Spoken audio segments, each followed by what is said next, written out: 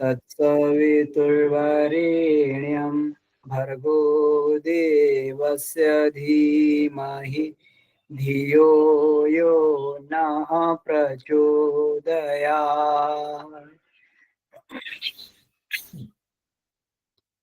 ॐ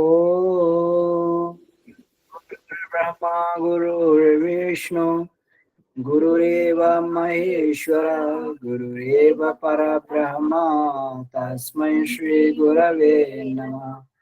ओम अखण्डमण्डलाकारं व्याप्तं येन चराचरं तत्पदं दर्शितं येन तस्मै श्री गुरवे नमः।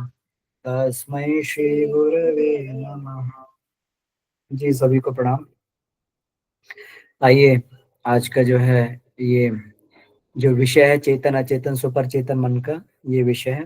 इसका आज का जो ये चर्चा का विषय है भावनाओं को परिष्कृत करें, भावना में परिष्कृत रखें। और ये है पुराने वाङ्मय में पेज नंबर 2.11 पे है। तो इसका वाचन करते हैं, नीलम जी इसका वाचन करेंगी। तो आइए इसके वाचन को सुनते हैं, फिर हम लोग इस पर चर्चा करेंगे। जी सभी को प्रणाम।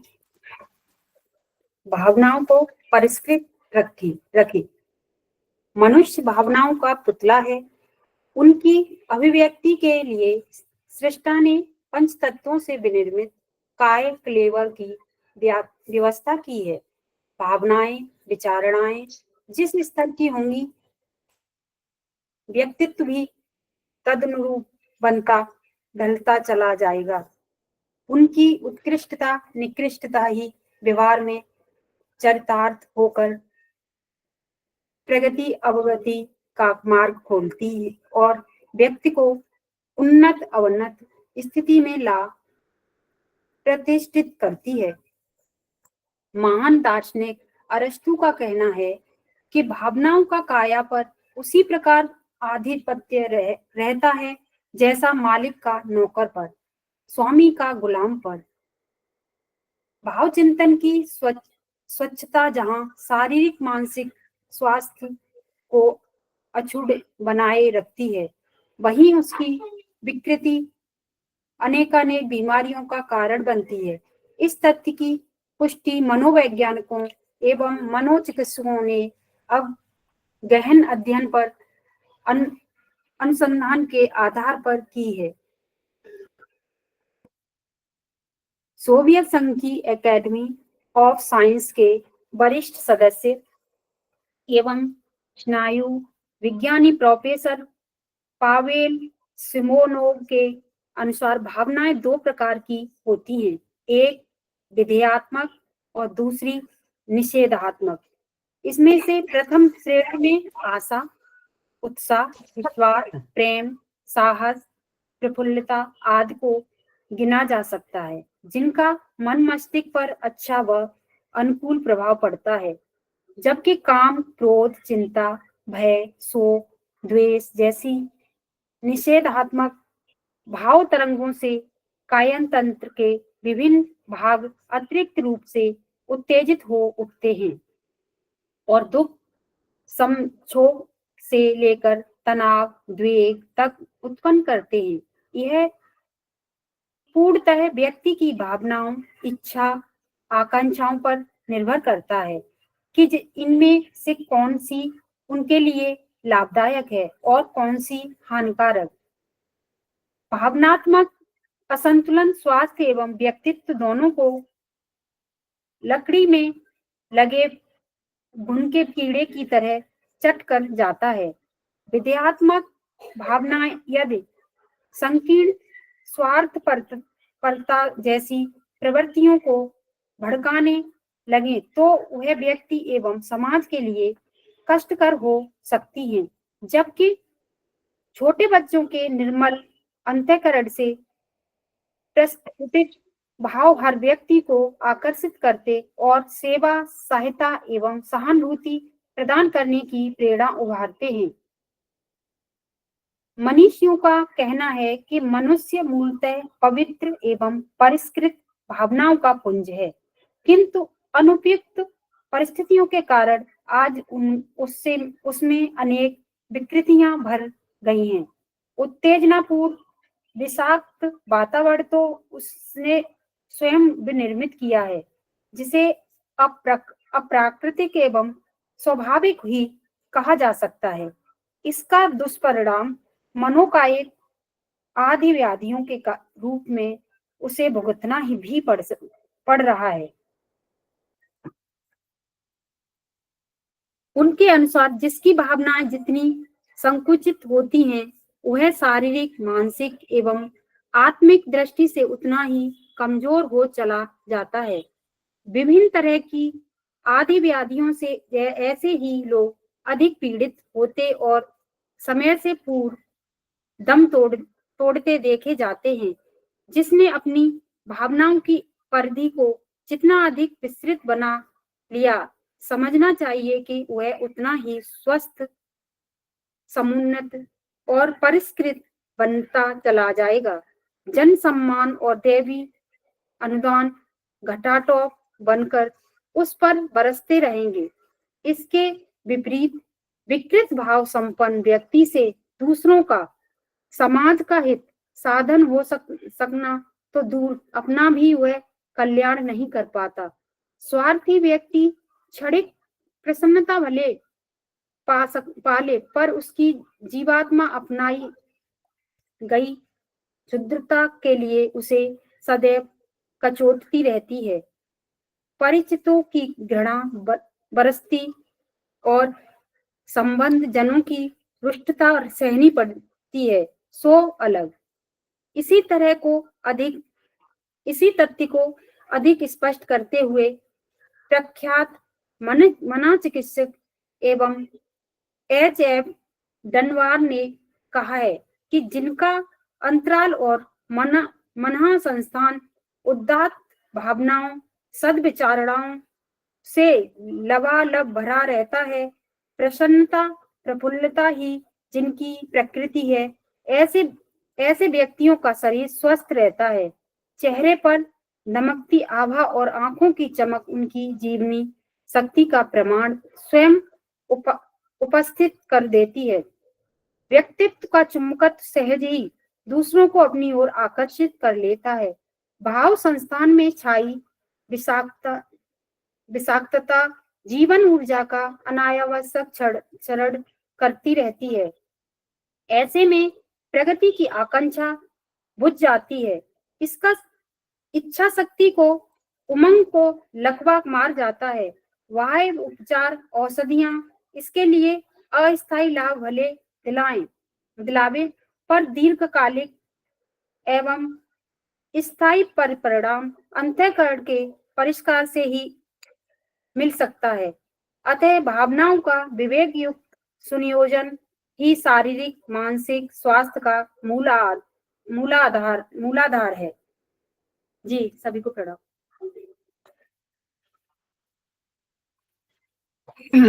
जी, वाचन के लिए बहुत बहुत आभार आपका। स्पष्ट वाचन आपने किया। तो इसमें देखते हैं हम लोग इसको थोड़ा सा इसका कि अब एक बात तो ये देखी जाए कि हम लोग अब गहरे तल पे उतरते जा रहे हैं। पहले विचार पे खूब हम लोगों ने जो है उस पर चिंतन मनन किया। अब विचार से आगे भावनाओं की बारी आती है। भावना ये थोड़ी सी ऊपर की चीज है, इससे विचार से ऊपर की चीज है। जैसे भाव जो है अंतःकरण से आते हैं, विचार जो है मस्तिष्क में प्रकट होते हैं, लेकिन भाव जो है अंतःकरण से भाव निकलते हैं। और वो जैसा भाव होता है व्यक्ति के विचार भी वैसे बनते हुए चले जाते हैं। या फिर ये कहें कि विचार पर भी अपना कंट्रोल जो है भाव स्थापित कर लेता है। हम लोग जब ये प्रार्थना करते हैं, यज्ञ रूप प्रभु हमारे भाव उज्ज्वल कीजिए, भाव पक्ष को ही उज्ज्वल करने की बात की गई है, क्योंकि भाव पक्ष जो है हमारा ये अधिक सशक्त रहता है, विचारों से भी अधिक सशक्त रहता है। तो यहाँ भावनाओं को परिष्कार की बात कही गई है। अब इसमें महान दार्शनिक कहते हैं, अरस्तु ने जो इसमें कहा हुआ है कि भावनाओं का काया पर उसी प्रकार आधिपत्य रहता है जैसा मालिक का नौकर पर, स्वामी का गुलाम पर। भाव चिंतन की स्वच्छता जहाँ शारीरिक मानसिक स्वास्थ्य को अक्षुण्ण बनाए रहती है, वहीं विकृति अनेक अनेक बीमारी कारणों को जन्म देती है।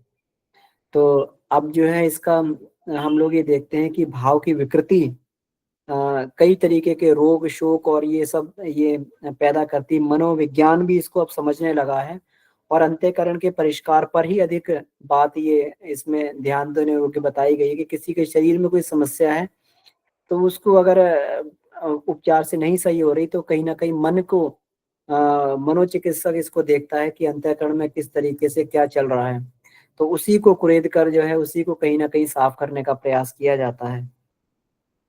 सोवियत संघ की अकेडमी ऑफ साइंसेज के वरिष्ठ सदस्य एवं स्नायु विज्ञानी, अभी स्नायु विज्ञानी है, नर्वस सिस्टम के विज्ञानी है, नर्वस सिस्टम के, है ना, प्रोफेसर पावेल सिमोनोव ने अनुसार भावनाएं दो प्रकार की होती हैं, एक विधेयात्मक और दूसरी निषेधात्मक। तो एक सामान्य बात नहीं है।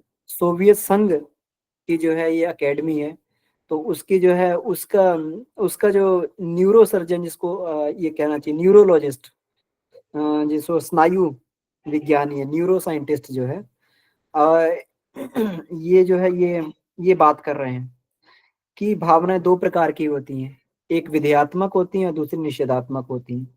इनमें से प्रथम श्रेणी में आशा, उत्साह, विश्वास, प्रेम, साहस, प्रफुल्लता आदि को गिना जा सकता है। ये सारे भाव जो हैं ये हमारे इसमें विषय विधेयात्मक में इनकी चर्चा होती है। और काम, क्रोध, चिंता, भय, शोक, द्वेष जैसी निषेधात्मक भाव तरंगों से काय तंत्र के विभिन्न, अब ये कहा है कि इनसे जो विधेयात्मक है इनसे तो मन मस्तिष्क पर अच्छा अनुकूल प्रभाव पड़ता है, लेकिन जो निषेधात्मक भाव होते हैं उनसे काय तंत्र के विभिन्न भाग अतिरिक्त रूप से उत्तेजित हो जाते हैं और दुख संक्षोभ से लेकर तनाव उद्वेग उत्पन्न करते हैं। क्यों, वैसे ही उसी प्रकार के जो है इसमें ये चालू हो जाते हैं, सिक्रेशन चालू हो जाते हैं। वैसे सिक्रेशन चालू होते हैं तो व्यक्ति के अंदर तनाव की स्थिति पैदा हो जाती है, उद्वेग की स्थिति पैदा हो जाती है, व्यक्ति अशांत हो जाता है।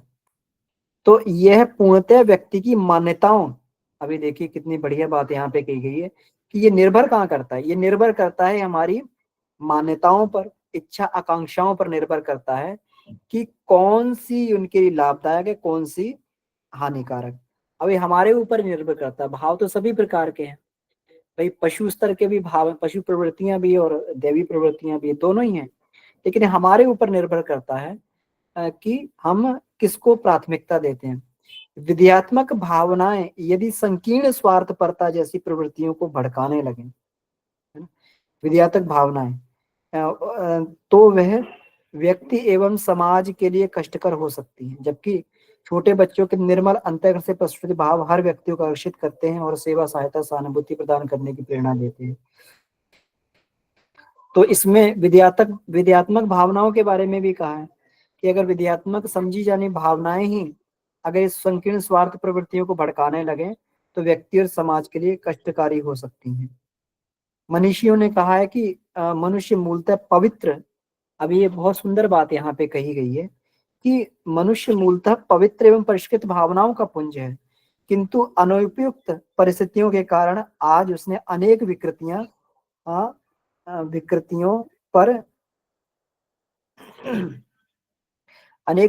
जो है घर कर गई हैं, भर गई हैं उसके अंदर।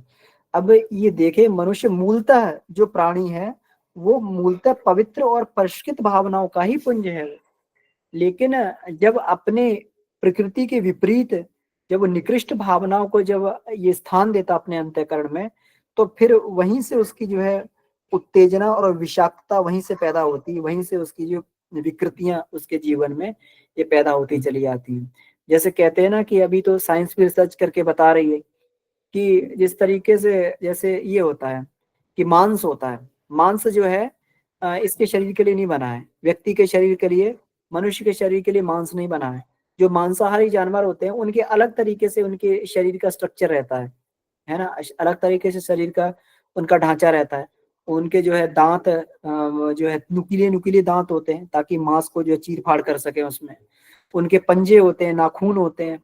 उनका जो है जो उनकी ये पाचन की जो ये होती है, जो उनकी आंतें होती हैं उनकी लंबाई बहुत कम होती है कि अगर मांस पचा भी नहीं है तो बिना पचे मांस को भी वो लोग शरीर से बाहर निकालने में सक्षम होते हैं।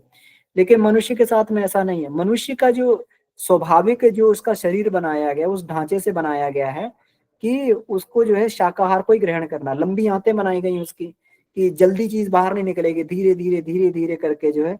तो ये शाकाहार में ऐसा होता है कि उसमें सड़न पैदा नहीं होती। मांस तो अधिक देर तक जहां पे भी रखा रहेगा। हम लोग खुद देखते हैं, अगर कहीं पे भी अगर खुले में अगर मांस पड़ा हुआ है, अगर उसको जो है एक दिन भी हो जाए मांस को, तो पूरा जो है सड़ना चालू हो जाता है, दुर्गंध बदबू आनी चालू हो जाती है उसकी। लेकिन ऐसा शाकाहार के साथ में नहीं होता। शाकाहार पड़ा रहेगा तो उसमें दुर्गंध बदबू नहीं आएगी। तो ऐसे करके मनुष्य जो है मूलतः जिस प्रकार से ये शाकाहारी बनाया गया है, लेकिन जो मांसाहार खाता है तो फिर मांसाहार जो उसको दिक्कत पैदा करता है, परेशानी पैदा करता है। उसके आंतों में सड़न पैदा होती है, उसके आंतों में जो है कई तरह तरह की बीमारियां पैदा होती है, उसका कोलेस्ट्रॉल बढ़ जाता है, बहुत सारी, क्योंकि मूलतः वो शाकाहारी है। इसी प्रकार से भावनात्मक रूप से मनुष्य जो है पवित्र और परिष्कृत भावनाओं वाला ही है। लेकिन जब वो अपने अंदर ये निषेधात्मक भावनाओं को स्थान देता है, बाहर से उड़ती हुई जो उसका नहीं है, उसकी मूल प्रवृत्ति नहीं है, तो फिर वहीं से उसके अंदर जो है ये पैदा हो जाता है, वहीं से उसके अंदर द्वैत पैदा हो जाता है। द्वैत क्या, मूलतः तो वो है अच्छा, लेकिन ओढ़ लिया उसने अपने पर खराब। तो अंतःकरण कहता है भाई ये गलत है, और बाहर अगर अपने आप को ये करने के लिए नहीं, ये सही है। तो एक जब उसके अंदर ये पैदा हो जाता है, द्वंद्व पैदा हो जाता है, यही द्वंद्व जो उसकी अशांति का कारण रहता है। अशांति वहीं होगी जहाँ पे द्वंद्व होगा। जहाँ पे द्वंद्व ही नहीं है वहां पे अशांति किस बात की, वहां तो शांति ही शांति है। वहां तो कोई दिक्कत ही नहीं है, कोई परेशानी नहीं है। युद्ध तो वहीं होगा ना जहां पर दो विपरीत पक्ष होंगे।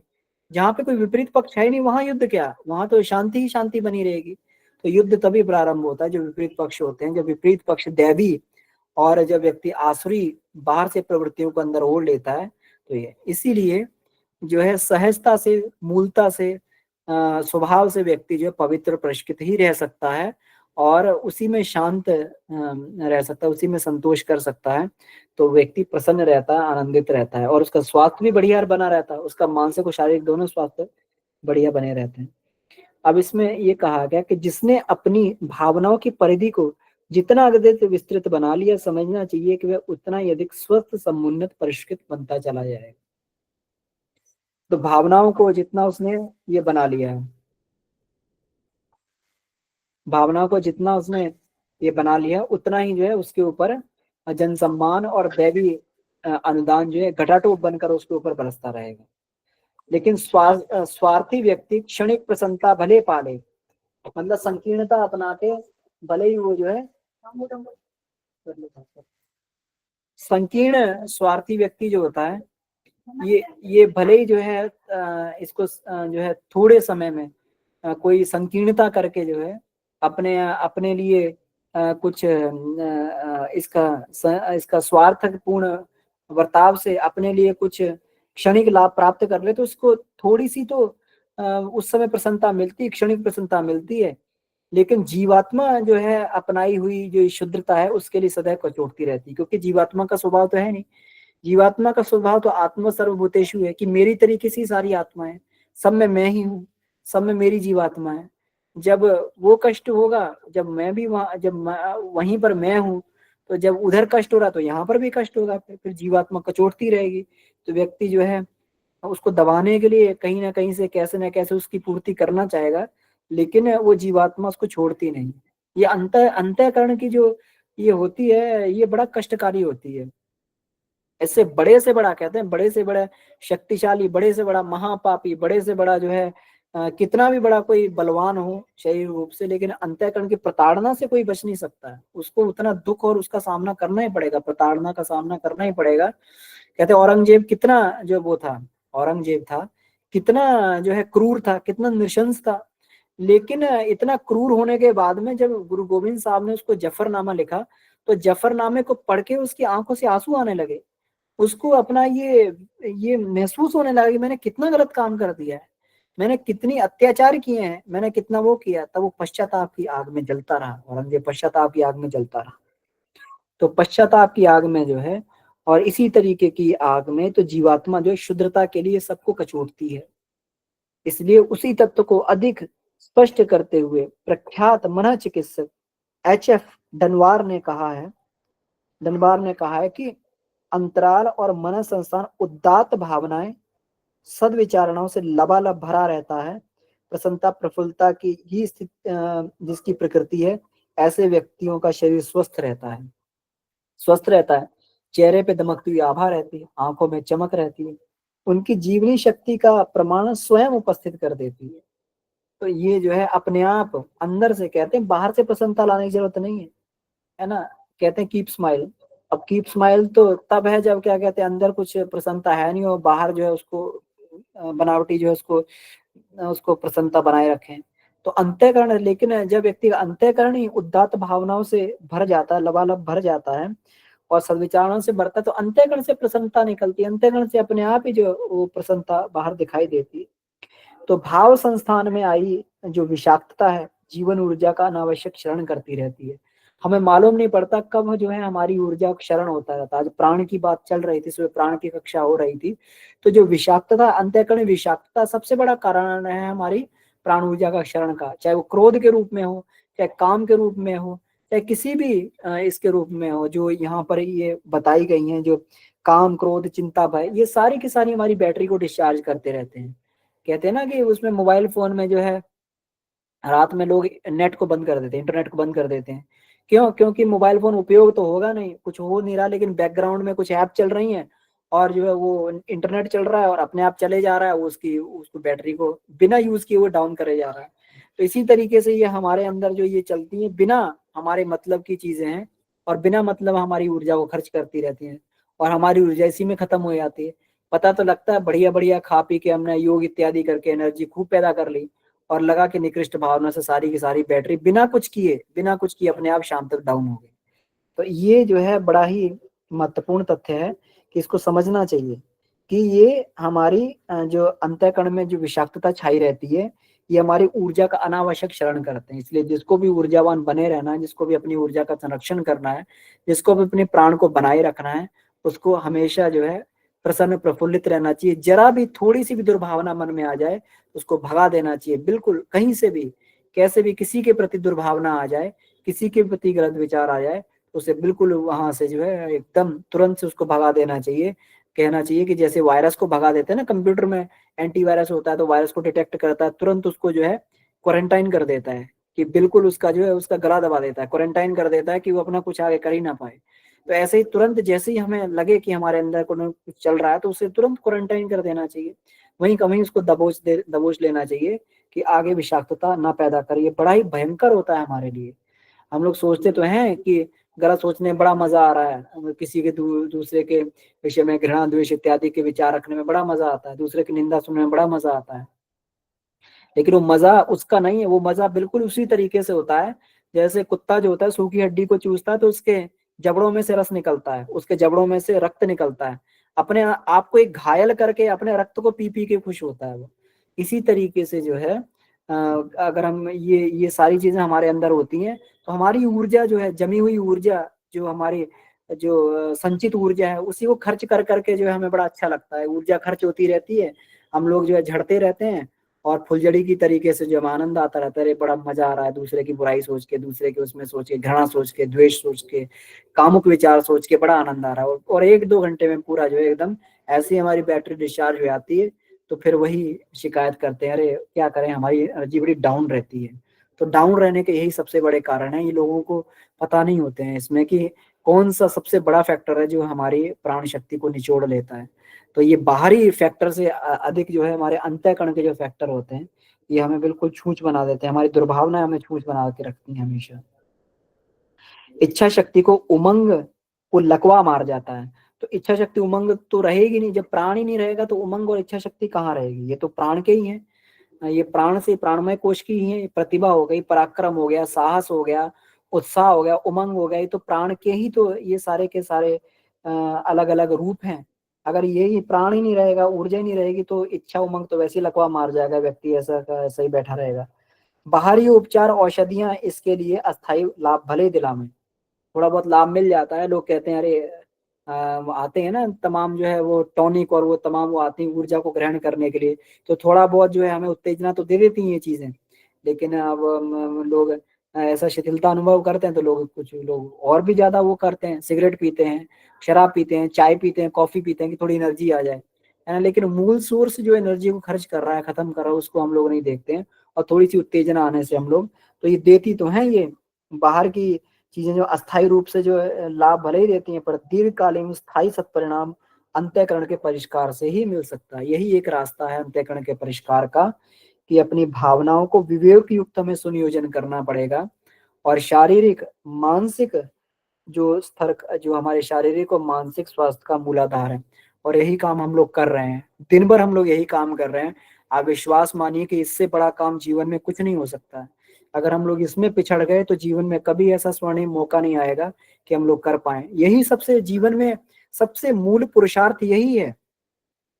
अपना आत्म परिष्कार परम पुरुषार्थ है। इससे बड़ा जीवन के लिए कोई और कुछ और हो नहीं सकता। भले ही हमारी भौतिक चीजें कुछ पीछे छूट जाएं, भले ही हम जो है उसमें सांसारिकताओं में कुछ पिछड़ जाएं, लेकिन ऐसे मौके को हमें गंवाना नहीं चाहिए। 1 वर्ष का मौका जो हम लोग ये कर रहे हैं, ये स्वाध्याय कर रहे हैं, प्रतिदिन हम लोग जप करते हैं, प्राणायाम करते हैं, अपने अंतःकरण के परिष्कार के लिए हम लोग साधनाएं कर रहे हैं, अपने जो है अपने अंतःकरण की दुष्प्रवृत्तियों को दूर करने के लिए ये सब ये कर रहे हैं सब, है ना। ये सारी की सारी चीजें हमारे अंतःकरण को परिष्कृत कर रही हैं, और ये बड़ी प्राथमिकता के साथ हमें करना चाहिए। इसको बड़े ही हमें सिंसियरली इसको लेना चाहिए। भले ही हम 1 साल के लिए संसारिकता में पिछड़ जाएं, है ना।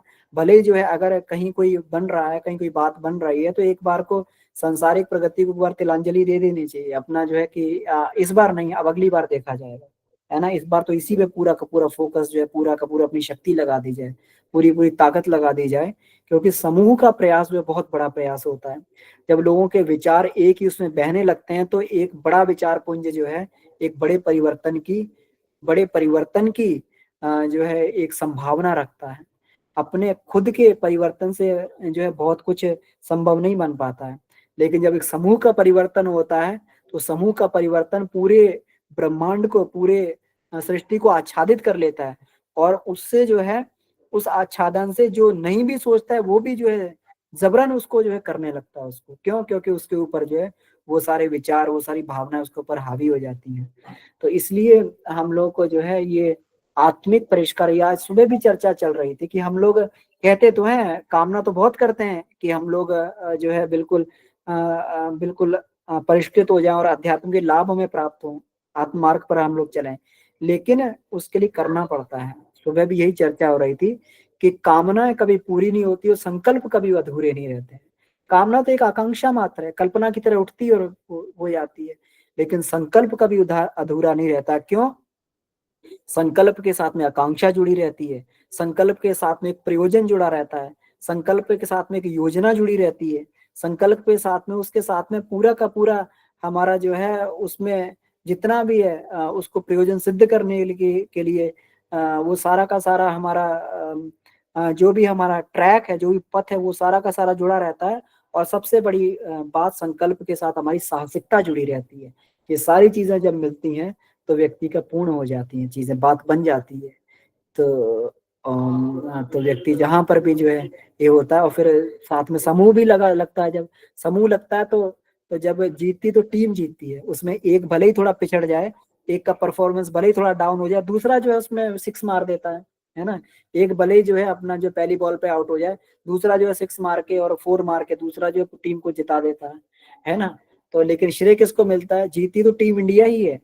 कोई इंडिविजुअल ऐसा नहीं होता कि सचिन तेंदुलकर जी ने वर्ल्ड कप जीत लिया, या फिर जो है सौरव गांगुली ने वर्ल्ड कप जीत लिया, या फिर जो धोनी ने वर्ल्ड कप जीत लिया। ऐसा नहीं होता है, टीम इंडिया ने वर्ल्ड कप जीता, ये बात होती है।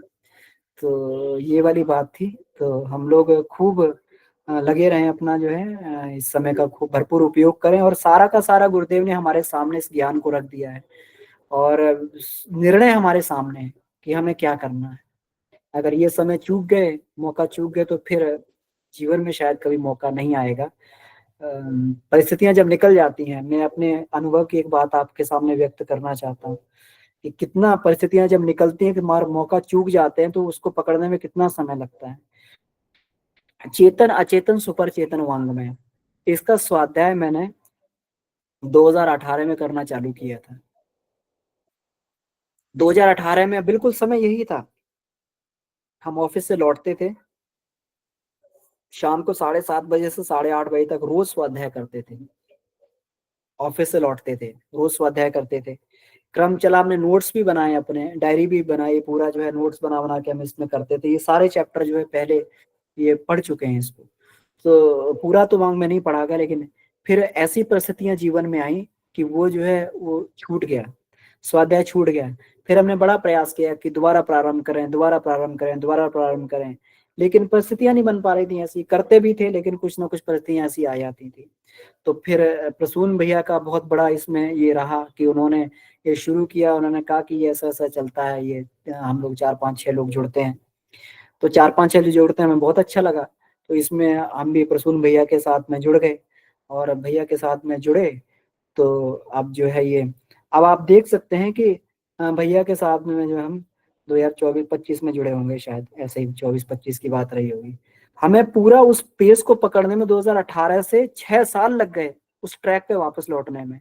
हम समझ सकते हैं कि एक बार ट्रेन छूट जाए तो दोबारा कब पकड़ में आती है। 6 साल हमें लग गए, और उसके बाद में अब जब से ये चालू हुआ है तब से कभी नहीं छूटा। हमारा व्यक्तिगत रूप से छूटता भी है तो बाकी सब तो कर रहे हैं, तो इसलिए हमारा प्रवाह कभी टूटता नहीं है। तो हमेशा टीम जो होती है, हमेशा टीम जीतती है। टीम में जो है एक व्यक्तिगत अकेला व्यक्ति तो हार जाएगा, लेकिन टीम कभी नहीं हारती है। इसलिए समूह का बड़ा जो है ये योगदान रहता है। ये एक सुयोग सौभाग्य हम लोग को मिला है, इसको वर्ण करना चाहिए, इसको कभी भी छोड़ना नहीं चाहिए। ये वांग में भी पढ़ा जा रहा है, ऐसा पता नहीं फिर इसका सौभाग्य सुयोग मिले कि ना मिले, कि हम दोबारा इसको पढ़ पाए कि ना पढ़ पाए, है ना। तो इसलिए जो है इसको सिंसियरली हम लोग जो है पढ़ते जाएंगे, और बहुत सारा मन से संबंधित बहुत सारा हमें कुछ, भले हम पूरा ना पकड़ पाए लेकिन उतने सूत्र जरूर पकड़ लेंगे कि हम जो है अपने मन को बिल्कुल एकदम सुनियोजित ढंग से इसको अपनी आत्मा के अनुसार इसको जो है अपनी चला पाए। जी, तो बहुत बहुत धन्यवाद। मेरा निवेदन है बाकी सब भाई बहन भी अपनी बात को इसमें रखेंगे।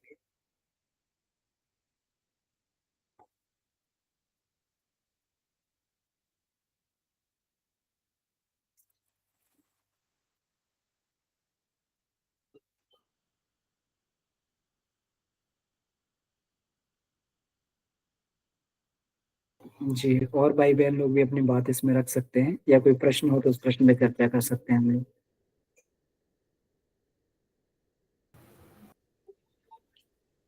जी भैया, बहुत बहुत धन्यवाद भैया। प्रणाम सभी को। जी भैया, प्रणाम, धन्यवाद भैया, विचारों से उठ के हम लोग भावनाओं के स्तर पे अब चल रहे हैं, उन चीजों पे चर्चा कर रहे हैं। इधर से घुस जाए क्या, लेकिन इधर से एंट्री तो देगा नहीं जाना। तो एक चीज मन में आई हुई है कि भावनाएं, जैसे अभी शाम को हम लोग नाद योग का वो होता है ना, तो नाद योग की साधना में भावनाओं को माता जी कहती है कि हमारी भावनाओं का मतलब अपनी भावनाओं से हमारी भावनाओं को जोड़िए, और उसमें एक बहते हुए चले जाए, तो वो अनायास ही सही में वैसी अनुभूति होती है। लेकिन भैया एक प्रश्न यह आता है कि क्या वो बस उस नाद की वजह से वो स्थिति आती है? क्या वो स्थिति में हम लोग बिना नाद के नहीं रह सकते क्या, या बिना नाद के उस स्थिति में हमेशा नहीं रह सकते क्या? क्योंकि वो उस समय की स्थिति थोड़ी सी अलग तो रहती है साधारण समय के अपेक्षा, जब हम लोग नादयुग साधना के समय होते हैं। तो एक तो ये प्रश्न था मेरा नादयुग साधना से, अनुभूति से, क्योंकि भावनाओं पे ही हमारा वही विषय चल रहा है। और गुरु जी ने यही कहा है कि अपनी भावनाओं को जितना हम व्यापक कर पाएंगे उतना हम अपने आप के नजदीक हो पाएंगे एक तरह से। और व्यापक, जब व्यापकता बढ़ेगी तब हम वो आत्मीयता, अपनापन बहुत बढ़ता चला जाएगा। और जो शारीरिक सुख है या मानसिक सुख है, वो सारा कुछ तो उसका एक तरह से बोनस है। वो चीजें तो, वो बोनस क्या है, वो तो हमारा आनंद स्वरूप तो हम है ही, लेकिन इन कलुषित वातावरण और कलुषित चिंतन की वजह से आज हमारा जो द्वंद्व हो गया है, हमारी जो स्थिति हो रखी है कि उस द्वंद्व की वजह से जो है डिप्रेशन और अलग अलग बीमारियां जो ले रही हैं वो, तो ये सारा कुछ मतलब अपने इस नाद योग के समझ कर पाते, लेकिन इसको भावनाओं को कैसे वो करे भैया। कभी कभी मैं शायद प्रश्न भी रख नहीं पा रहा हूँ ठीक से भैया उन प्रश्नों को, लेकिन जैसे होता है कि भावनाएं अपने जैसे क्रोध ही है, वो भावना का ही एक प्रकटीकरण है। वो मतलब क्रोध आया किसी से, एकदम भावना जो है एकदम उद्वेलित रूप में निकल आती है।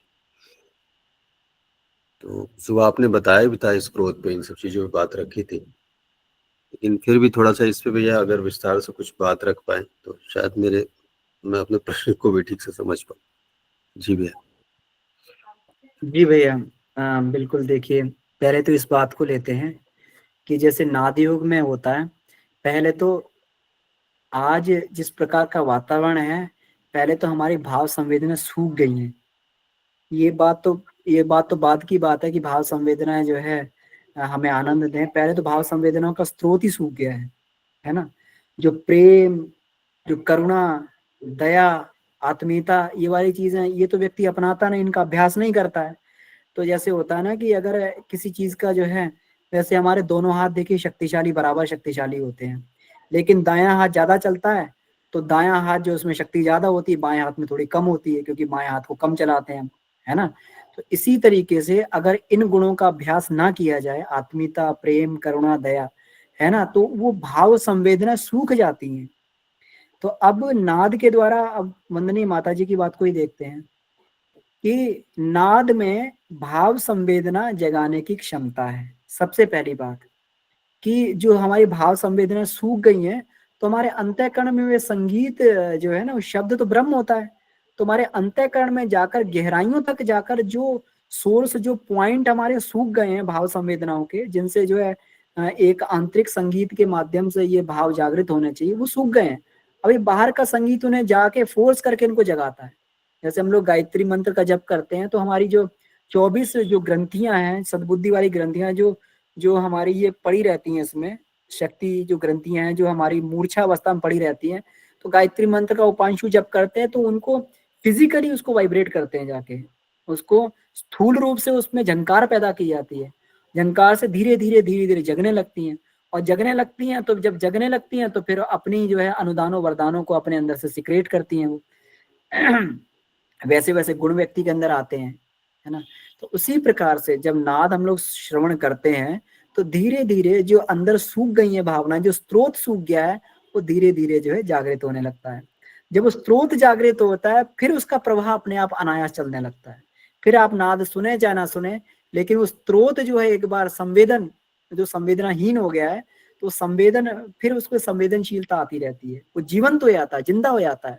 तो जीवन तो जिंदा होता है, तो फिर व्यक्ति के अंदर से भाव संवेदना प्रकट होने लगती है। तो नाद केवल इसको प्रारंभ करने का माध्यम है। इसमें कहा है ना, यदि भावनाएं जाग जाए, तो माता जी आगे क्या कहती हैं, भाव संवेदना सूख जाए तो मनुष्य का जीवन नीरस हो जाता है, बिल्कुल नीरस हो जाता है। आप ये मान के चलें कि हमारे यहाँ तो फिर भी अभी कुछ ना कुछ भाव संवेदना बची हुई है। जापान जैसे देश में मेरा एक मित्र बता रहा था कि जापान जैसे देश में वो लोग इन सब चीजों को में पढ़ना ही नहीं चाहते हैं। वो इन सब चीजें, परिवार में जहाँ पर भाव संवेदनाओं की बात होती है, जहाँ के पिता पुत्र का प्रेम, माता माता पुत्र संतान का प्रेम, और पति पत्नी का प्रेम, वो सब चीजों में पढ़ना ही चाहते हैं। वो बता रहा था कि उसमें जापान में जब दो पति पत्नी एक स्टेशन से बैठते हैं, तो जब क्या होता है, अपन लोग पति पत्नी मेट्रो में बैठेंगे तो क्या है, अगर मान लो पति का स्टेशन आ गया तो उतरेगा तो पत्नी को विश करके जाएगा, कुछ ना कुछ, hi bye hello bye tata, कुछ ना कुछ करके जाएगा, कुछ ना कुछ कह के जाएगा, है ना। तो और पत्नी जाएगी तो पति को कुछ ना कुछ जो है वो करके जाएगी, कुछ ना कुछ विश करके जाएगी। लेकिन वहां ऐसा होता है कि वहां पति पत्नी बैठे हुए हैं, किसी ना तो किसी को पता लगता है ये लोग पति पत्नी हस्बैंड वाइफ है आपस में, और जब जिसका भी स्टेशन आया चुपचाप से ऐसे ही अनजान की तरीके से उतर के चले जाते हैं, उन्हें किसी से कोई मतलब नहीं है, सिर्फ अपने काम से। भले ही वो लोग भौतिक प्रगति में बहुत हम लोगों से आगे निकल गए हैं, लेकिन उन्होंने अपनी भावनात्मक प्रगति को इतना गौण कर लिया है कि आज उनकी परिवार संस्थाएं चौपट हो गई हैं। उन्हें परिवार जैसी उनके जगह कोई बची नहीं है उनका। और वो लोग क्या करते हैं, उन्हें परिवार संस्था तो है ही नहीं, कोई अपना परिवार तो है ही नहीं, तो फिर वर्चुअल रियलिटी प्रोग्राम जो होते हैं ना, जो वीआर बने हुए, वहाँ पे वीआर सेंटर्स बने हुए हैं, तो वर्चुअल रियलिटी में जाके वो लोग क्या करते हैं, मशीन्स होती हैं वहां पर एआई के माध्यम से, आर्टिफिशियल इंटेलिजेंस के माध्यम से, और वहां पर जो है गेम टाइप होते हैं, तो उसमें सिमुलेटर्स होते हैं, उस सिमुलेटर में वहां पर बैठ के और पूरा अपना परिवार बनाते हैं, वहां बैठ के अपनी पत्नी बनाते हैं, अपने बच्चे बनाते हैं, अपना कुत्ता बनाते हैं, बिल्ली बनाते हैं, और उसी में जो है ऑफिस के बाद में 1 घंटा जाते हैं वहां पर, और उन्हीं से जो इन्हीं के बीच में जो है वर्चुअल एक आभासी परिवार के बीच में रहते हैं वहां से। क्योंकि मनुष्य तो भाव का पुतला है, कहीं ना कहीं उसे एक आत्मीयता का आदान प्रदान तो चाहिए। अब नहीं हो रहा तो आदमी जो है, अगर आदमी आदमी में आत्मीयता नहीं मिली तो कुत्ते बिल्लियों में आत्मीयता ढूंढता है ना। तो जो ये संवेदनाएं सूख जा रही हैं, इससे जीवन नीरस होता है। तो नाद में माता जी कहती हैं भाव संवेदना जगाने की क्षमता है ना। जीवन की संवेदना सूख जाने पर जीवन नीरस हो जाता है। संवेदना जाग जाए तो मनुष्य और मनुष्य के बीच, मनुष्य और मनुष्य के बीच, मनुष्य और भगवान के बीच एक दिव्य आदान प्रदान शुरू हो जाता है। और दिव्य आदान प्रदान क्या है, आत्मीयता का प्रेम है। जब दोनों केंद्र जो एक्टिवेट हो जाते हैं तो अनायास ही, किसी से बात भी मत करो तो पति पत्नी के बीच में, माता पिता के बीच में, और ये बीच में जो अपने आप एक जो दिव्य आदान प्रदान, एक प्रेम, एक स्नेह का निर्जर अपने आप अंदर से आदान प्रदान होता रहता है। क्यों? क्योंकि दोनों केंद्र जगे हुए हैं, दोनों में भाव संवेदना चल रही है। तो किसी से भले ही बात ना भी की जाए, लेकिन उनकी नजदीकी ही बहुत कुछ जो है आत्मीयता और तृप्ति देती रहती है। तो इस तरीके से जब एक बार ये चीज जागृत होती है तो ये हो जाती है। दूसरी बात आपने पूछी कि तो दांत कैसे बनाया जाए, इसका विस्तारीकरण कैसे किया जाए। इसीलिए हम लोग गुरु सत्ता से जुड़ते हैं। जब वंदनीय माता जी दोपहर की साधना करवाती हैं, ज्योति अवतरण की साधना, तो कहते हैं कि आप अपनी भावनाओं को हमारी भावनाओं से मिलाने की कोशिश करें। जैसे हमने अपने सब कुछ, अपने जीवन का अपने इष्ट के लिए समर्पित कर दिया, उसी प्रकार से आप ये भाव बनाएं। तो जब धीरे धीरे हम प्रैक्टिस करते हैं तो practice makes a man perfect. धीरे धीरे जब प्रैक्टिस होती है तो फिर हमारी भावनाएं वैसी जागने लगती है, उदात होने लगती है भावनाएं हमारी। ये जो है कल्पना मनोविज्ञान जो है, ये कोई सामान्य चीज नहीं है। व्यक्ति जो सोचता है करता है, धीरे धीरे वैसा बन जाता है। तो ये यही विज्ञान है भैया, है ना, यही साधना है इसकी। जी भैया। जी प्रणाम सभी को। भैया इसमें एक चीज और भी मुझे पता चली थी, गुरुदेव जी सबको प्रणाम, कि ये जो हम नाद योग करते हैं ना, उसको डिजाइन इस तरह आश्चर्यजनक रूप से गुरुदेव ने किया है। तो समय दूसरा वो जो राग उस समय गाया जाता है वो भी इस पर ही इफेक्टिव है, बहुत ज्यादा स्ट्रेस रिलीफ और इस तरह की चीजों में, बहुत लंबा उसका विवरण है। और तीसरा क्या होता है कि ये चक्रों को एक्टिवेट करता है। तो अब बैकग्राउंड में आप सुनिए जरा, हर चक्रों के अलग अलग इंस्ट्रूमेंट्स होते हैं। ये क्यों बजाए जाते थे? इसलिए जो हम तबला सुनते हैं वो पहले मूलाधार चक्र को करता है, फिर एनर्जी ऊपर को जाती है, और ये जो सितार और ये सब है ये हार्ट चक्र को। तो संवेदनाओं के केंद्र तो हृदय चक्र है ना। ये सब जितनी भी ये अच्छी अच्छी भावनाएं हैं, करुणा दया उदारता और ये सब प्रेम, उसका केंद्र हृदय चक्र है। फिर वो मुरली बजती है, वो ऊपर के चक्रों को करती है। ये स्ट्रिंग इंस्ट्रूमेंट जितने भी हैं, ये बड़ा विज्ञान है चक्रों का और रागों का, किस किस से जो है क्या क्या होता है। तो वो फिर ऊपर के चक्रों का, मुरली जो है ये इस पर करेगी ज्यादा, हमारे थ्रोट चक्र, शुद्धि चक्र पर, ऊपर पर। सितार बजता है वो स्ट्रिंग इंस्ट्रूमेंट्स इधर वाले चक्रों को। और ये जो दिन में अपन करते हैं ना ज्योति अवतरण, उसमें टन टन टन टन होती है वो पित्त का समय होता है, तो वो अपने मणिपुर चक्र को जागृत करता है। वो मतलब एक ये भी रिलेशन है। तीसरा क्या होता है, जो बीच बीच में आपने अगर ध्यान दिया होगा, चिड़ियों की चहचहाट वो सुनी होगी, बहुत ही धीरे धीरे से। जब कभी कभी गुरुदेव ओम का जो उच्चारण कराते हैं उसमें भी आती है, कई उनमें छोटी छोटी घंटियां की आवाज, वो आगे चक्र के लिए हैं।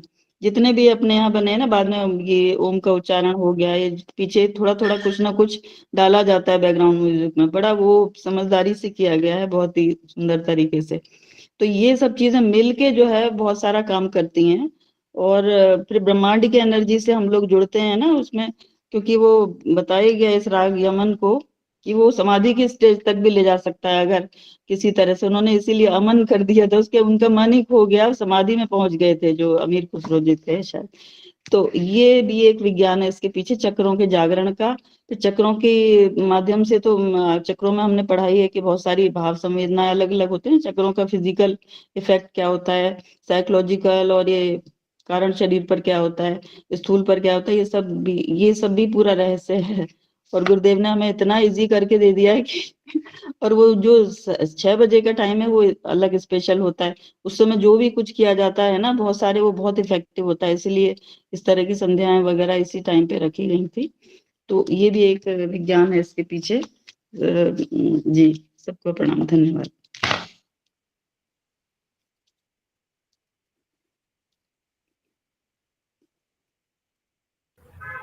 जी राजेश भैया। जी भैया प्रणाम। मुझे ये समझना था, नाद योग की साधना में जो म्यूजिक हम लोग सुन रहे हैं, बांसुरी और तबले की जो धुन है, तो बेसिकली अनहद नाद कुछ और है या नाद योग उससे रिलेटेड है? और मतलब जैसे थोड़ा बहुत जो मुझे पता है कि अनहद नाद में वो नेचर की साउंड को ही सुनते हैं, जिसमें कई बार जो साइलेंस में जाके, एब्सोल्यूट साइलेंस में जाके हम लोग अपने ही अंदर वो एक नाद है जिसको सुनने का प्रयास करते हैं, जो जनरली जैसे हमारे कान में सीटी बजती है या कोई झिंगुर की आवाज है, ऐसे शुरुआती आवाज वही रहती है, उसको पकड़ने की कोशिश करते हैं। तो मुझे थोड़ा सा कंफ्यूजन है इसमें कि अनहद नाद जो है वो कुछ और है, और ये जो नाद योग है ये कुछ और है, और इसमें और क्या क्या म्यूजिक हो सकता है। जैसे अभी तो मैंने पूरा सर्च किया, तो नाद योग की साधना में सिर्फ अपने शांति कुंज हरिद्वार का ही एक वीडियो मुझे मिला है। उसके अतिरिक्त और कहीं कोई वीडियो या ऑडियो नहीं है नाद योग के लिए। मतलब यूट्यूब में ही सर्च किया था मैंने। तो ये जो साउंड है जो हम लोग सुन रहे हैं इवनिंग में, आ, अभी तो जस्ट इसको एक लिसनिंग, मतलब श्रोता की तरह ही सुन रहे हैं, तो इसमें खास क्या चीज़ है जिसको पकड़ने की ज़रूरत है और जिससे हमारा मेडिटेशन और हम गहराई में उतर सके? तो ये कुछ एक चीज़ें थी जो मैं शेयर करना चाह रहा था। तो इस पर थोड़ा प्रकाश डालें अमन भैया, प्रसून भैया, आप लोग ज़्यादा समझते हैं इन चीज़ों को। तो जी धन्यवाद भैया।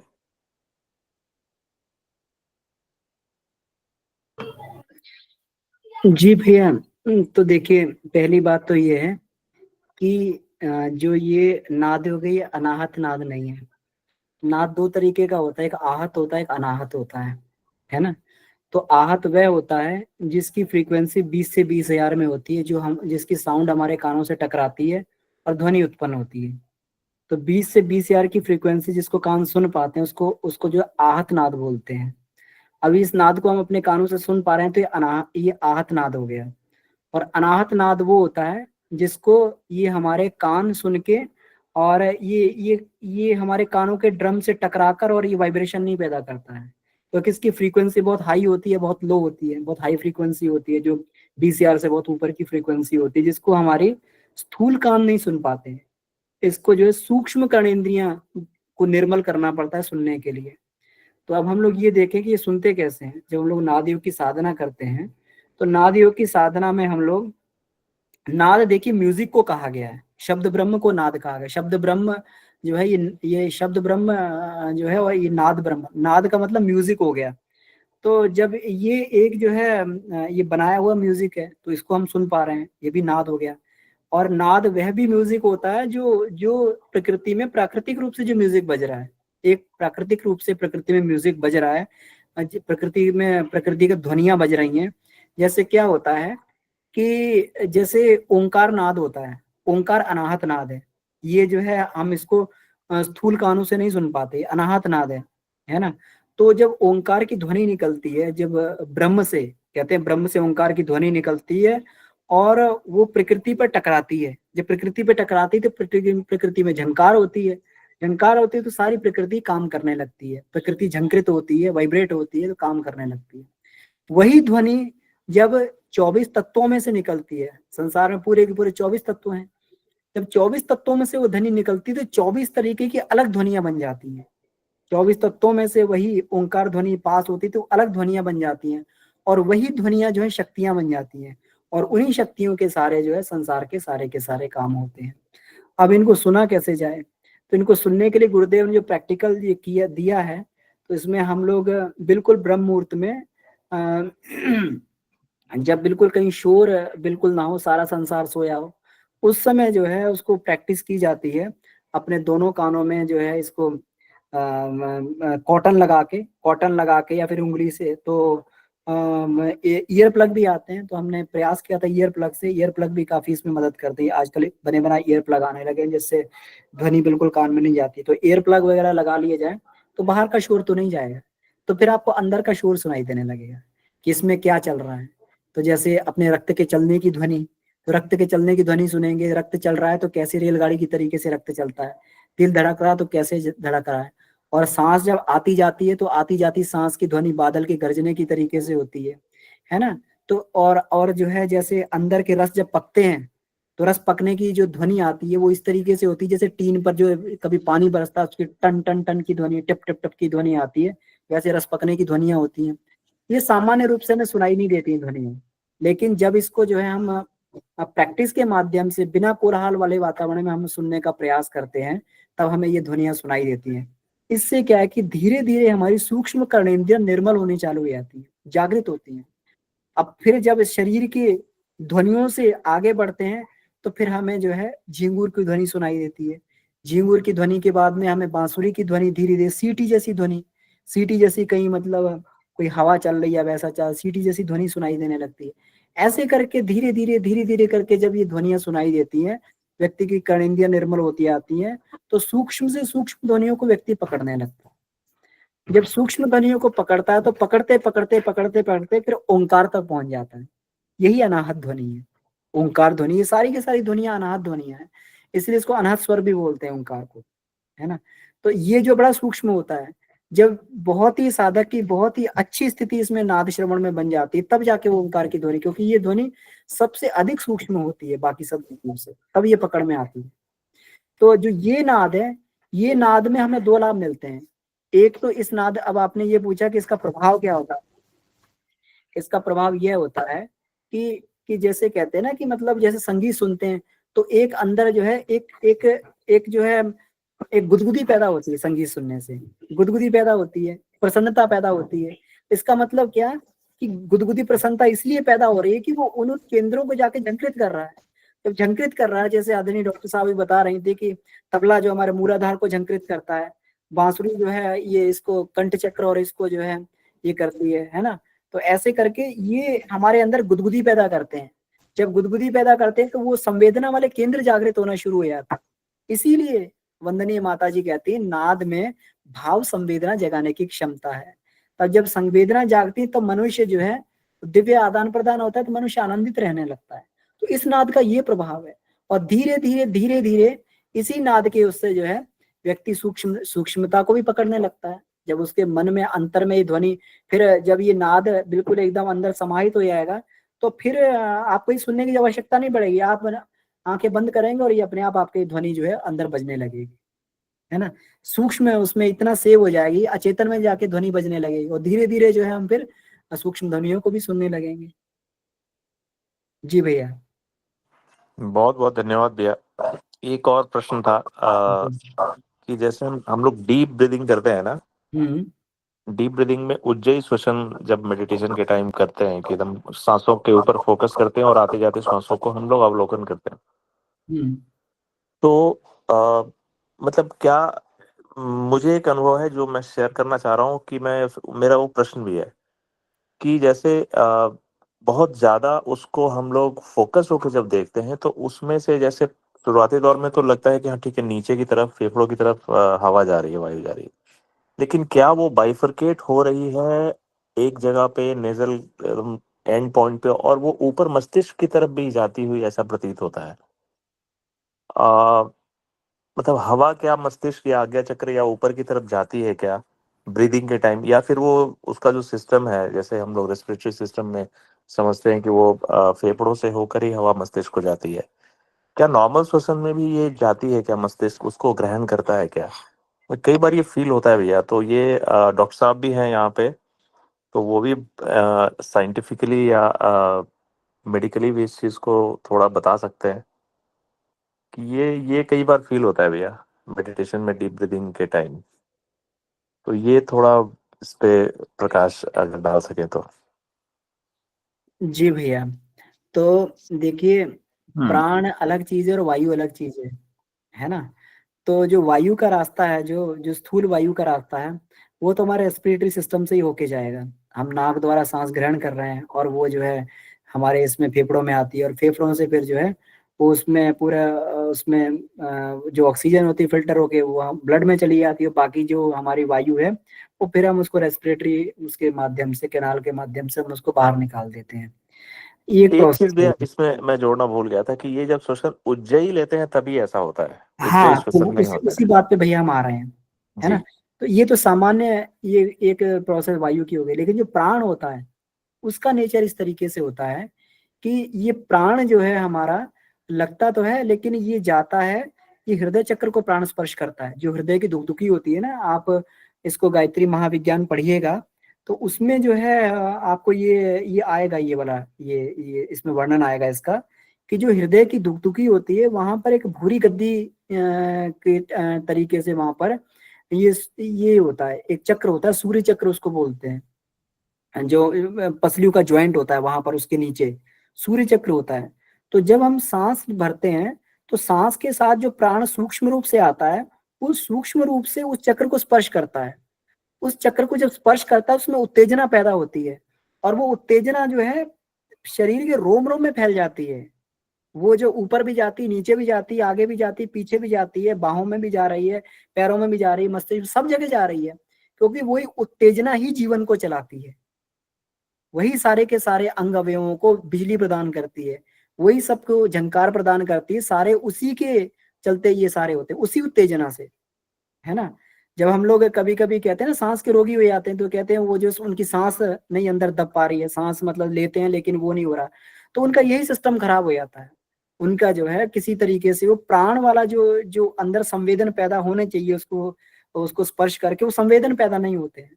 तो संवेदन, वो संवेदन पूरे के पूरे सब जगह जाते हैं, उन्हीं से मस्तिष्क में भी प्राण जाता है, हाथों पैरों में भी जाता है, वो नीचे की तरफ जाता है, वो प्राण सभी दिशाओं में प्रवाहित होता है। जी।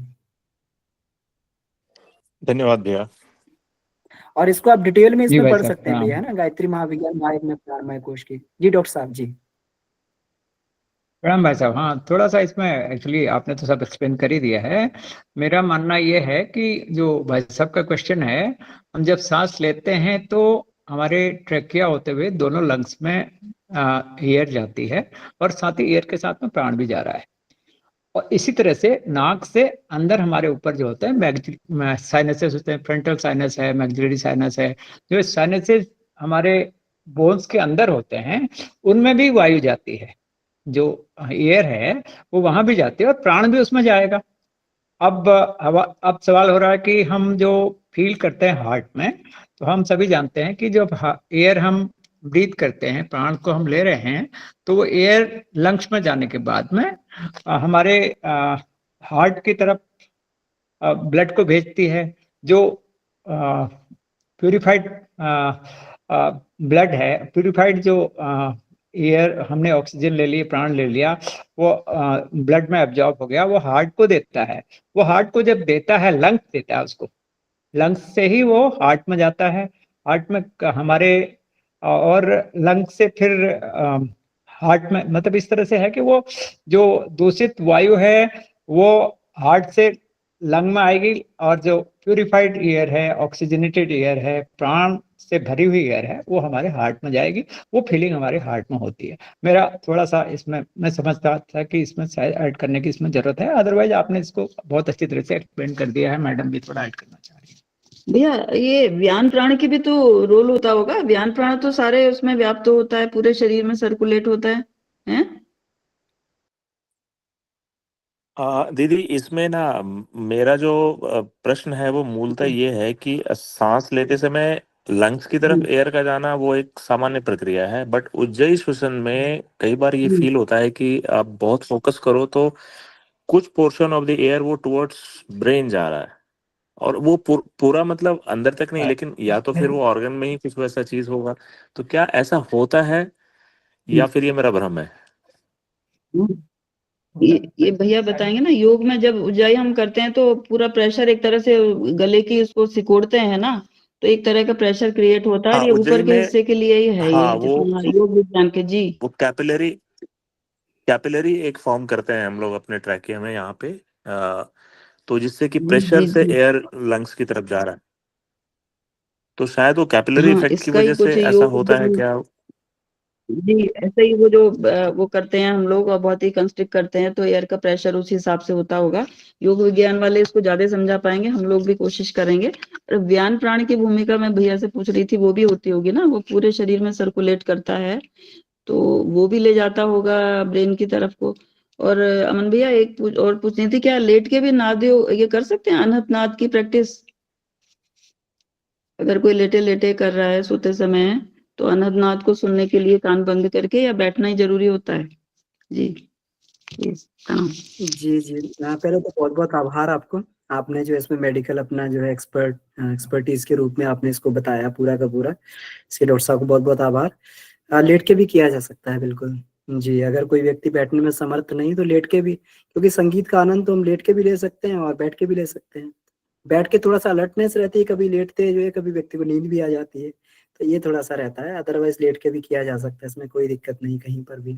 जी, अर्चना दीदी। प्रणाम भाई, सभी को प्रणाम। दीपना। एक मतलब छोटा सा प्रश्न है। ध्यान करते समय शरीर के पास एक गर्मी सी होती है और कभी कभी बहुत अच्छी महक आती है, और जिसको वो तो अभी आप लोगों ने बताया, संगीत चलता है तो गूज़बम्प्स होते ही हैं। मतलब आम भाषा में कहें तो झंझनाहट होती है। लेकिन चेहरे के आसपास गर्मी और कई बार शरीर के पास गर्मी का कारण क्या होता है? जी दीदी, ध्यान करते समय देखिए हमारे पूरा का पूरा सिस्टम जो है इसमें ये एक्टिवेट हो जाता है, चक्रों का सिस्टम एक्टिवेट हो जाता है। सहस्त्रार से जो ऊर्जा प्रवेश करती है वो पूरे चक्रों में प्रवेश करती है, मूलाधार में चली जाती है, मूलाधार में। अब मूलाधार में, और ये यहाँ पर ये भी पड़ता है आपका अग्नि चक्र पड़ता है, जो नाभि में अग्नि होती है, तो ये भी सारे के सारे चक्र प्रभावित होते हैं। तो उस समय अब ये है कि कोई चक्र अगर अधिक संवेदनशील है तो उस तरीके से ये जो है हमें फील होगा, है ना। ओके। अब जैसे आपने कहा कि इसमें गंध भी फील होती है, तो जी गंध भी हमारा मूलाधार चक्र जो होता है ना, इसमें पृथ्वी तत्व रहता है। तो जी अगर ये परिष्कृत हो जाता है पृथ्वी तत्व हमारा, तो एक दिव्य गंध की, क्योंकि पृथ्वी की जो तन्मात्रा होती है गंध होती है ना। जी जी तो जी ये अगर तत्व परिष्कृत हो जाता है तो हमें एक दिव्य गंध की अनुभूति होती है, ऐसा गुरुदेव ने कहा है। आप देखें जब इसमें कला साधना की जाती है, जी आनंदमय कोश में कला साधना की जाती है, तो कला साधना में जब हम मूलाधार चक्र की साधना करते हैं तो पृथ्वी तत्व परिष्कृत होके इसका साधक को जो इसका वो परिणाम मिलता है, यही मिलता है कि दिव्य गंध की उसको अनुभूति होने लगती है। जी तो ये ध्यान धन्यवाद। में जो चक्र एक्टिवेट होते हैं सब उन्हीं की प्रॉपर्टीज हैं पूरी की पूरी है। ओके। चाहे वो गर्मी लगना, चाहे गर्मी होना। गुरुदेव कहते थे कि उनको तो जब करते हुए इतनी गर्मी उनको लगती थी कि उनके शरीर में इतनी गर्मी पैदा हो जाती थी, उसे शांत करने के लिए या तो उन्हें गाय के पास खड़े होना पड़ता था या फिर उन्हें तुलसी के पास जाके खड़े होना पड़ता था। मेरे साथ कभी कभी आंख से पानी बहने लगता है। हाँ, तो वो तो देखिए, ये सारी की सारी चीजें जो है ना, ये प्राण का जब शोधन होता है तो अंदर से विकार तो बाहर से निकलते ही हैं। किसी को जी डकार आती है, किसी को जम्हाई आती है ना। और जी किसी को नाक से डकार आती है, नाक जो प्राण होता है इससे डकार आती है। और जी जो देवदत्त होता है उसे जम्हाई आती है ना। जी जी जी पलकें झपकती हैं तो उसमें वो आंसू निकलते हैं। तो ऐसे करके प्राणों का शोधन होता है। जी। अच्छा, धन्यवाद भाई। बिल्कुल। जी, मंजू दीदी। भैया एक मेरा प्रश्न है, हमेशा हमको बहुत दिनों से झिंगुर की झंझनाहट जैसी आवाज हमेशा आती है, हमेशा एनी टाइम। रात में, दिन में तो आवाज शोरगुल में पता नहीं चलता, लेकिन शाम होती है तो, आज जैसे इस प्रसंग पर चर्चा हो रही है तो ध्यान दे रहे हैं तो एनी टाइम वो आवाज आती है। और सोते हैं जैसे तकिया में कान सट जाता है तो बड़ा तेज उस समय और फील होता है। तो क्या है, हम सोचते हैं कि मेरा मस्तिष्क से कुछ गड़बड़ी है, तो हम किसी से पूछे नहीं आज तक। हाँ हाँ, नहीं दीदी, गड़बड़ी नहीं है। उसमें सूक्ष्म ध्वनियां हैं जो ये प्रकृति में चलती रहती है ना, तो ये प्रकृति में ध्वनियां चलती रहती हैं। इसके आगे की भी ध्वनि सुनने का प्रयास करें आप। झिंगुर के बाद में भी आप इसको पकड़ के ध्वनि को जाएं कि झिंगुर की ध्वनि आ कहाँ से रही है, धीरे धीरे इसको और सुनते जाएं, और सुनते सुनते जो है फिर आपको आगे की ध्वनि और मिलेगी फिर इसमें। हमारे साथ क्यों हमेशा चलता है, ध्यान करते हैं नहीं तो भी ऐसे ही एनी टाइम सुनाई देता है। हाँ, तो सुनने का प्रयास किया जाए, उसे सुनने के प्रयास के उसको किया जाए, इसको और सूक्ष्मता तक पहुंचा जाए उसमें कि ध्वनि आ कहाँ से रही है। विषय पर हुई तो हम फिर से हम सोचे आज पूछ ही ले। जी जी जी, बिल्कुल बिल्कुल दीदी, ये सूक्ष्म ध्वनियां हैं, ये अंतराल में अपने आप जो है चलने लगती हैं। जी, ठीक है। कर्णेंद्रियां जैसे ही वो होती हैं, कर्णेंद्रियां जैसे ही हमारी निर्मल होने लगती हैं, सूक्ष्म कर्णेंद्रियां, बहुत सारी ध्वनियां हमें सुनाई देने लगती हैं। ठीक है भैया, प्रणाम। ठीक है दी, प्रणाम। तो ठीक है, तो आज की कक्षा को हम लोग यहीं समाप्त करते हैं। परम पूज्य गुरुदेव, वंदनीय माता जी, सभी ऋषि सत्ताओं को धन्यवाद देते हुए और आप सभी लोगों को बहुत बहुत आभार कक्षा में जुड़ने के लिए। आइए शांति पाठ के साथ में कक्षा समाप्त करते हैं। ओ